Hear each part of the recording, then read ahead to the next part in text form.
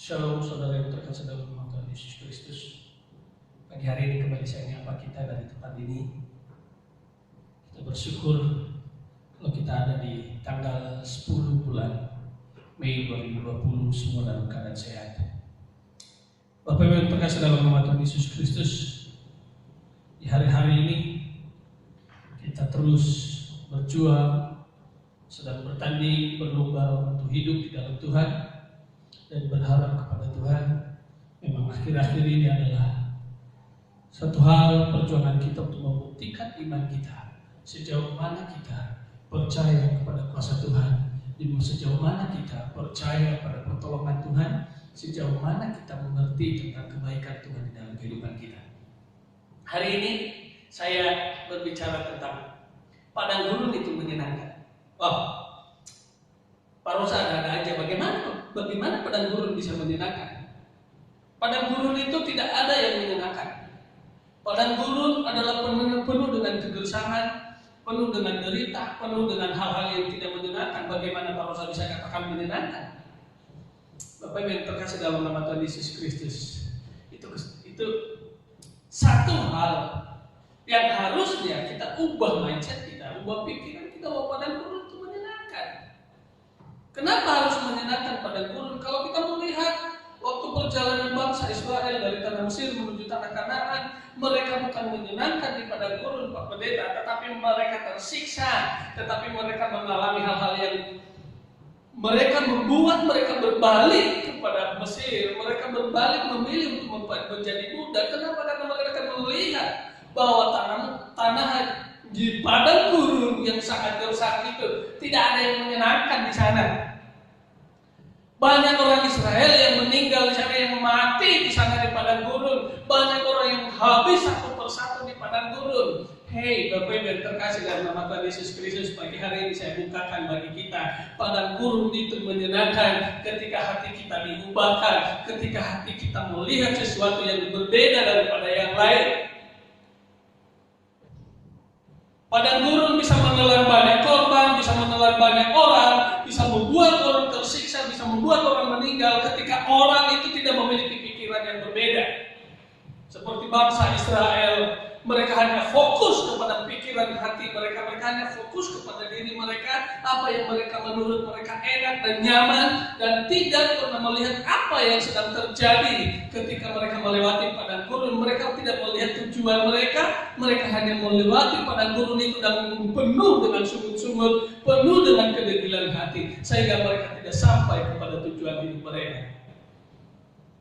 Pertanyaannya bagi kita, apa yang menyenangkan di padang gurun? Bapak Ibu, saya bukakan bagi kita hari ini, yang menyenangkan di padang gurun adalah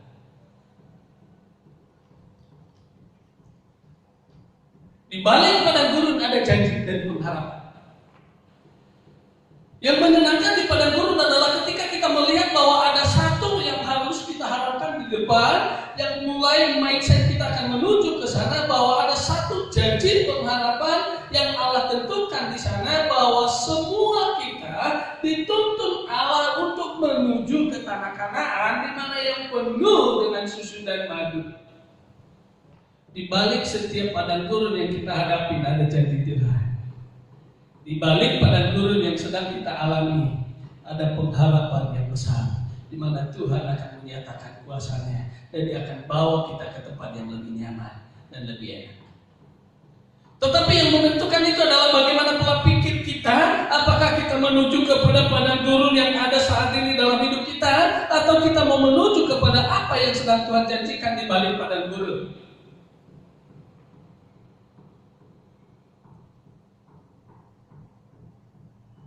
Tuhan membawa kita untuk melihat ke depan, bukan untuk melihat sesaat. Tuhan membuat kita untuk mengerti apa yang menjadi janji Tuhan, supaya kita memahami bahwa ke depan ada yang lebih baik.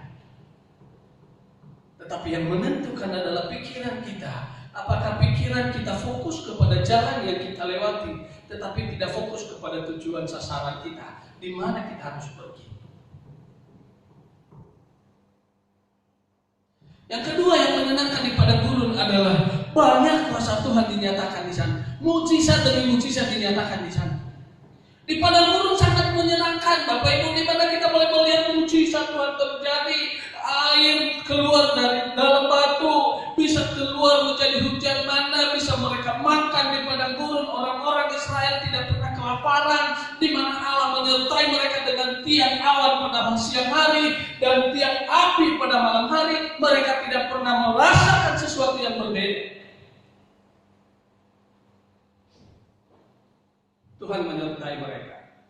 Di padang gurun kita boleh melihat janji-janji Tuhan terjadi. Di padang gurun kita boleh melihat mujizat demi mujizat yang terjadi, di mana Allah mencukupi segala kebutuhan orang-orang yang ada di padang gurun, di mana Allah melakukan mujizat-mujizat yang besar di padang gurun, yaitu Dia selalu memberikan keajaiban yang tidak pernah terjadi, yang tidak pernah terbayangkan itu akan terjadi di padang gurun.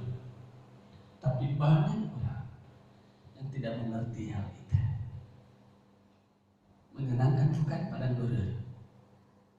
Di padang gurun, di situ kau mengalami mujizat Tuhan.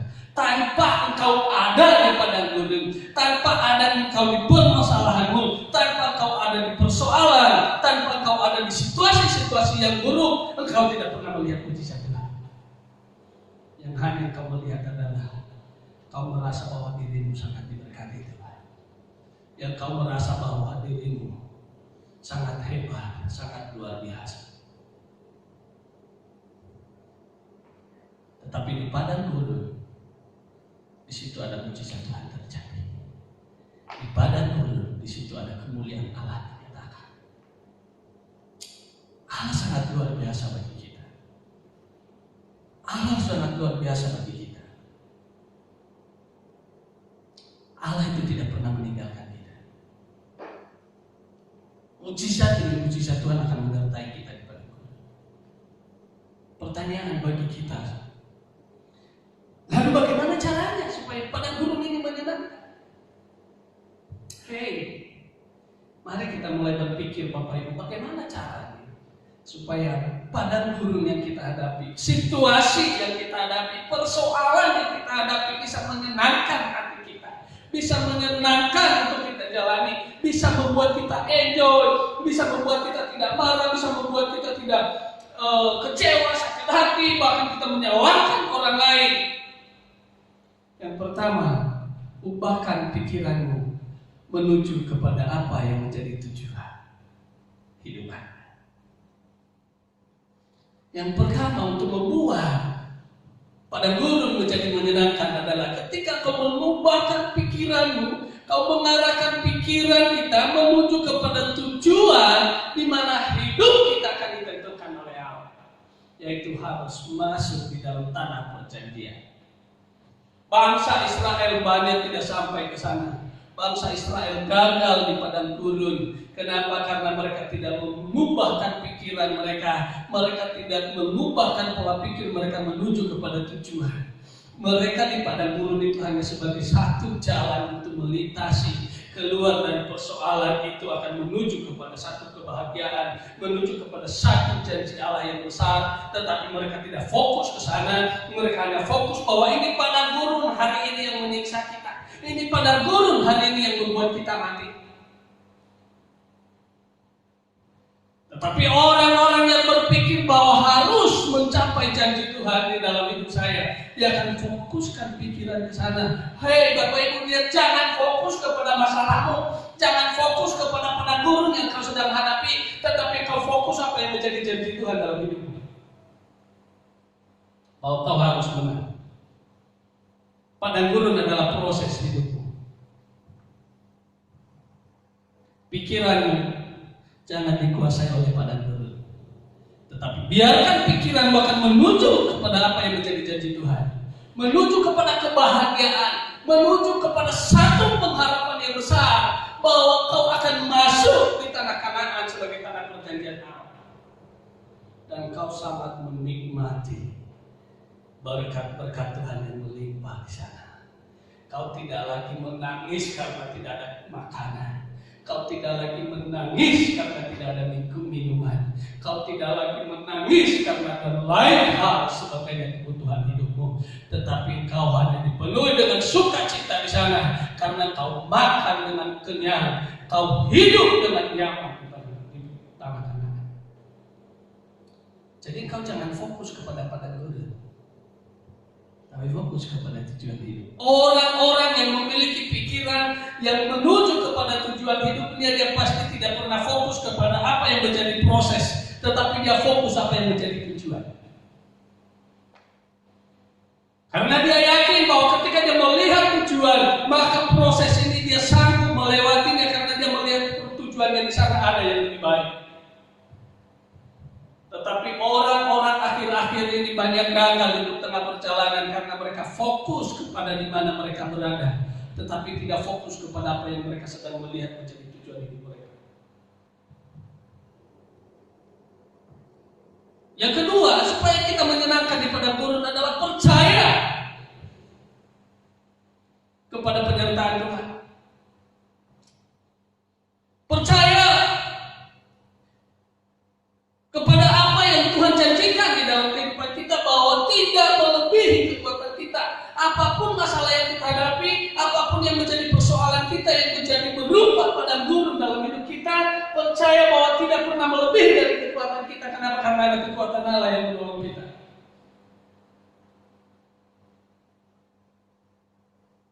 Mari kita buka di dalam 1 Korintus 10 ayat 13.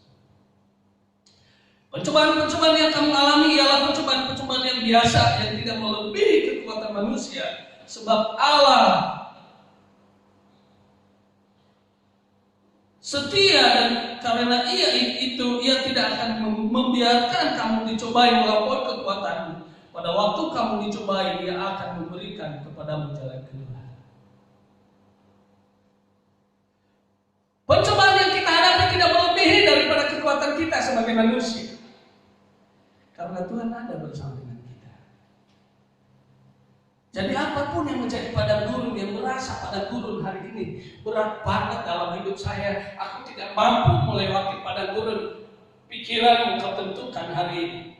Pikiranmu menuju kepada tujuan hidupmu atau menuju kepada padang gurun yang sedang kau alami.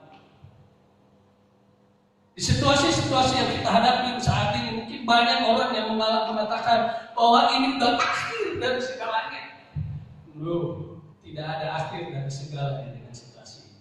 Ini hanya sebagai ujian, ini hanya sebagai jalan, ini hanya sebagai proses untuk kita mencapai satu yang lebih baik, yang menjadi janji Tuhan dalam hidup kita.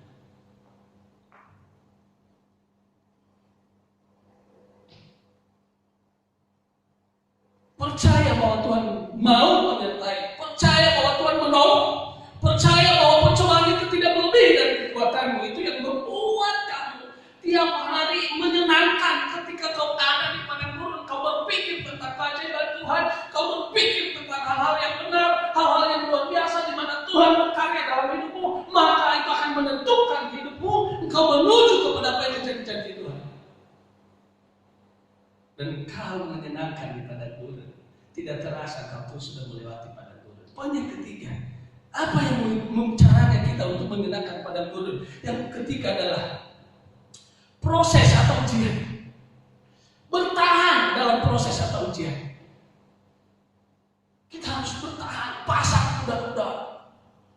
Untuk kita bertahan di dalam satu proses yang harus kita lewati, kita harus pasang sesuatu strategi yang kuat. Karena kita melihat ada sesuatu hal yang menjadi bagian hidup kita. Padang gurun adalah proses bagi kita. Padang gurun hanyalah ujian bagi hidup kita. Untuk kita menuju kepada hal yang lebih baik. Kita buka di dalam Yakobus pasal 1 ayat 12. Berbahagialah orang yang bertahan dalam pencobaan, sebab apabila ia sudah tahan uji, ia akan menerima mahkota kehidupan yang dijanjikan Allah pada barang siapa yang mengasihi Dia.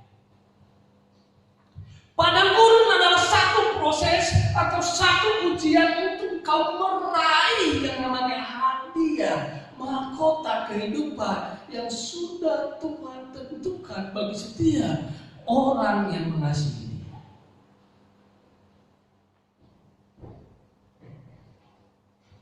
Kau harus pasang strategi, pasang kuda-kuda, dalam firman Tuhan, bertahan di dalam doa. Kau membuat suasana padang gurun menjadi suasana surgawi, di mana kau memiliki pengharapan yang besar, di mana kau bertahan, di mana kau yakin akan janji Tuhan, maka padang gurun itu tidak akan membawa engkau binasa. Padang gurun tidak membuat engkau tersiksa, tetapi padang gurun kau menikmati karena ada janji-janji Tuhan yang memenuhi pikiranmu.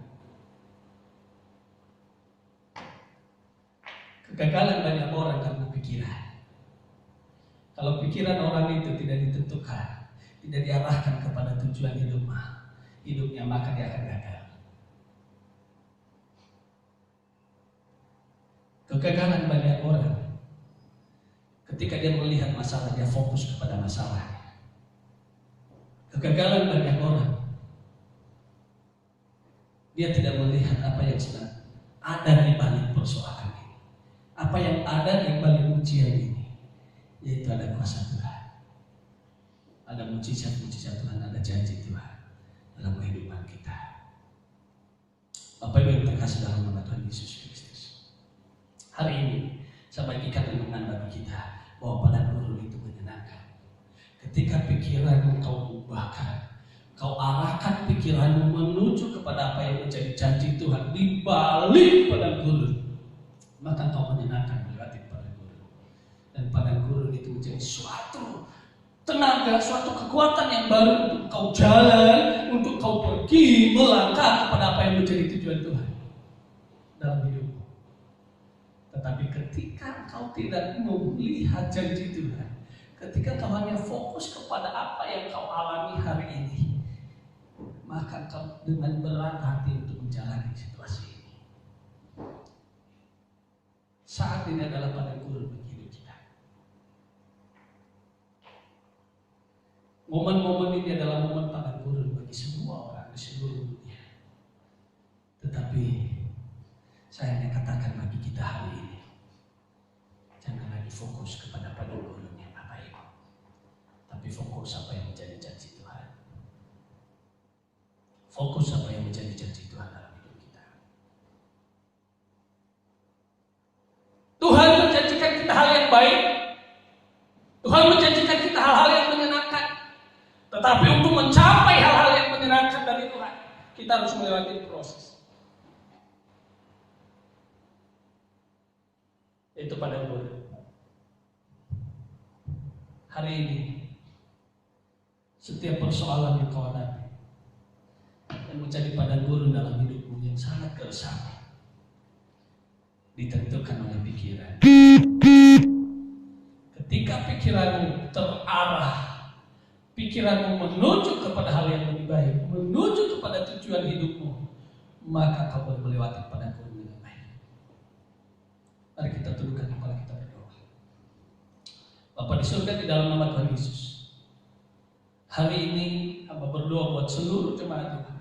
Apapun yang menjadi persoalan, menjadi masalah, problem hidup mereka, kalau mereka merasa ada di satu titik di mana mereka tidak memiliki pengharapan, hari ini ubahkan pikiran mereka, arahkan pikiran mereka kepada janji-janji Tuhan, bahwa Kau sudah menyediakan tempat yang indah, yang menyenangkan, yang penuh dengan susu dan madu, yaitu tanah Kanaan, tanah perjanjian dari Tuhan. Dan hamba percaya bahwa mereka sedang dibawa ke sana, mereka sedang dituntun ke sana. Satu padang gurun adalah satu proses perjalanan untuk menuju kepada kehendak Bapa. Biarkan Kau memberikan kekuatan, Kau memberikan kemampuan untuk kami boleh melewati padang gurun ini dengan pengharapan yang besar. Kau sanggup menolong kami, Kau sanggup menyertai kami, Kau tidak pernah meninggalkan kami. Kau Allah Immanuel yang selalu bersama dengan kami. Di dalam nama Tuhan Yesus Kristus, Hamba berdoa bersyukur, haleluya. Amin.